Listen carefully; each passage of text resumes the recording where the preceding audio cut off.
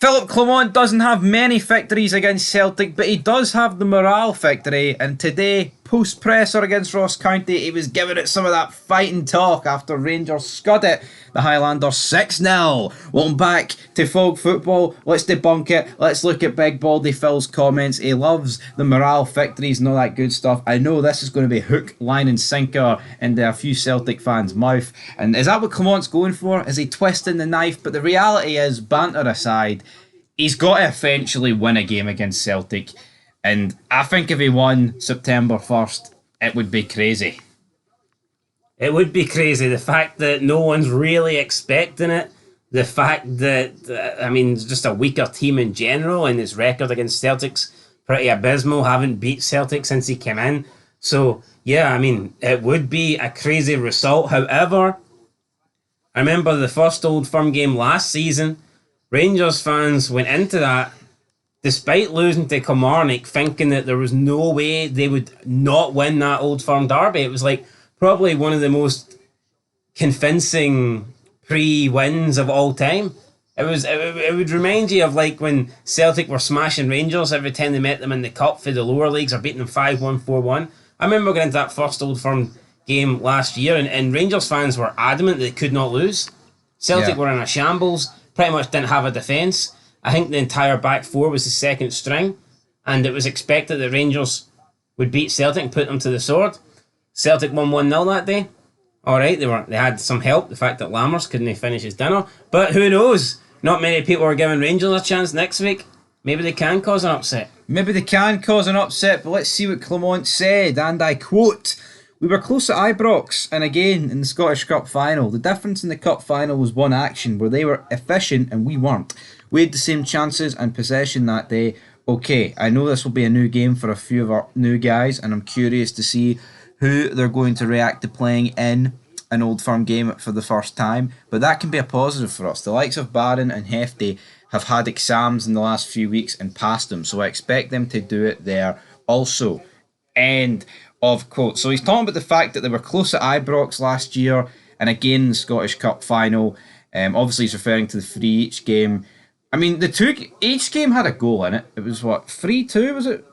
No, it was 2-1 at Parkhead.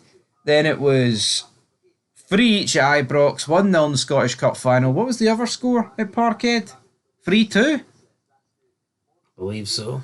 So each game's had a goal in it. Even Soonish said that they've been close and the gap's not massive, but the reality is it doesn't matter what the gap is in the games. If you're getting beaten every single one of them, that's what matters.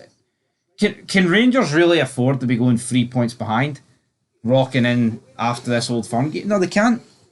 We say can they afford to go 3 behind? They're already 2 behind, so that's what I asked. 3 on top of the 2, which would put it 5. 5 behind. 5 points behind after 2 games, that's not good. Well, not 2 games. Oh, after 4 games, sorry. That's one thing. Maybe if you're the better side, you're the favourites. But when you're not the favourites, when you're Rangers, when you're up against it, that's the last thing you need. Yeah, the confidence boost that this would give Rangers if they, I'd say even drew it, right, and got back into Ibrox and started winning games. Maybe that's, maybe they can do something. 2 clean sheets in a row, 8 goals in the last 2 games. Well, you're saying that as if you need to keep in mind Celtic haven't got the win against St Mirren yet, so there is that. They haven't, but I'm going to assume that they will get the win against St Mirren. But as for Clement, will it be a morale victory? But here, I didn't see any pictures today from Hampden of any mad celebrations. Would today have warranted mad celebrations? You'd think so, because it was a much better performance and it was a convincing win. Yeah, I honestly still think it would be overboard to celebrate just a normal league win like that. But I can definitely see why you would be more optimistic about a 6-0 hammering than a controversial 2-0 win. See, I've seen people compare it. Bayer Leverkusen, right? They won the other day and they were celebrating with their fans and they were like, oh, why is it alright for Leverkusen to do it but not Rangers? I think the key difference is that Leverkusen are champions. Aye, double winners. They've got every reason to celebrate. Aye. Best team in Germany right now. What do Rangers have to celebrate? Yeah. I'm not saying... Celebrate their fiercest rivals dominating for the past 15 seasons. Yeah. If Rangers won the league last year, right, and they were still celebrating after scraping past St Johnstone, I would still find it a bit weird. But at least it's like, well, he won the I league. mean, Rangers have the same amount of major trophies as St Johnstone do in the past 10 years. That's no right. No, it's no right. And Tommy right, definitely not. But Clement, when will he beat Celtic? Will Clement beat Celtic in his tenure at Rangers? Well, depends. I've said he won't make 2025. If results don't go well for him, like he might only have one more opportunity to do it. One bite at the cherry. But if Clement's going to be a successful Rangers manager, then he's surely sooner or later going to have to do it. Oh, aye. Yeah, well, that's it. I would imagine that if Clement makes it to the end of the season, he'll have a win over Celtic.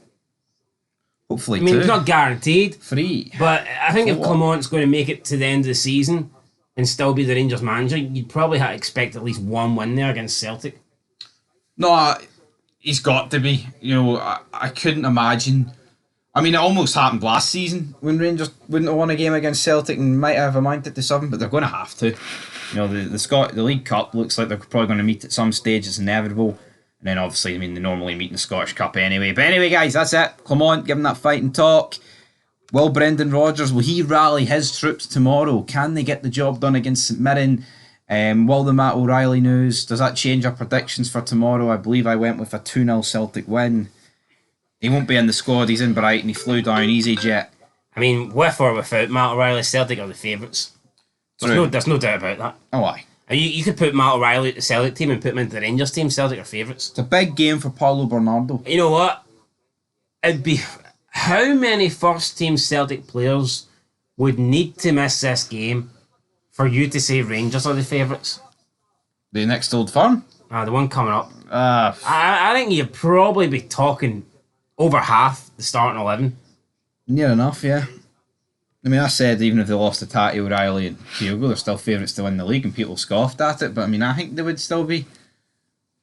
No, I'd say so. Like, I mean, it massively weakens them, but yeah, the proof is in the pudding. Last year, as you say, they had injuries. Lager Bielka, I think, getting Scales, wasn't it? Or Welsh Scales? Yeah, no, they had massive injuries last year, Celtic, and they still beat Rangers in every game. Look how many games Tati and Carter Vickers missed. You know what I mean? 2 crucial players. Anyway, that's where we'll leave it. Is Clement right? Is he wrong? Morale victories and all that. Will he get the real victory next Sunday? Leave it down below.